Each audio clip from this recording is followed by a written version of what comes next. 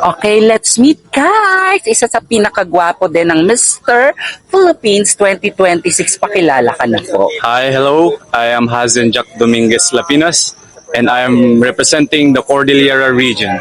Okay, etong question mo, tatlo lang. Ito Okay. ay guilty or not guilty. Pwede ka magpaliwanag, okay? Sige po. Okay, guilty or not guilty, believing a good heart is more important than a crown.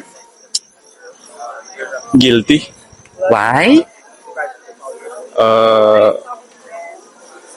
Pwede po ulit mo? Why do you believe a good heart is more important than a crown? Bakit mas mahalaga yung kabutihan ng iyong kalooban kaysa sa corona?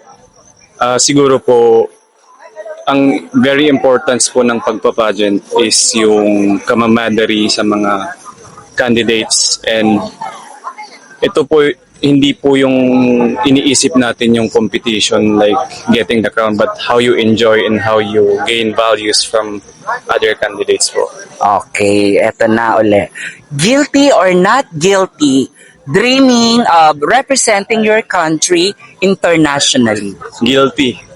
Of course, in the first place, I really want to join Mr. Philippines because I want to represent our country, and I am really proud about it, having my presence here and showing what I can do or my capabilities po sa competition. Okay. Okay, last na to ha. Guilty or not guilty, being inspired by a famous pageant winner?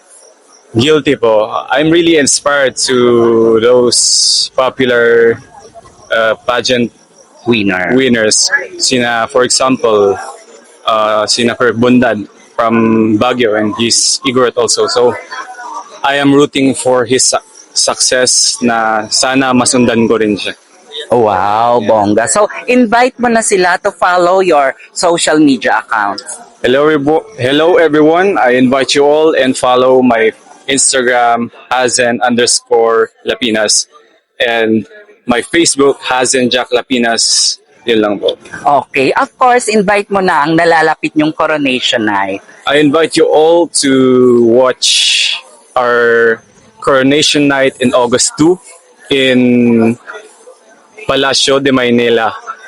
Of course, dahil andito tayo ngayon sa venue nyo ngayon, promote mo na din. Go. So we are here right now in Clubs Hiraya, and we are really enjoying here. Very fun dito, and if you are looking for bakasyonan na maganda, I highly suggest Club Hiraya po. Okay, good luck! Thank you.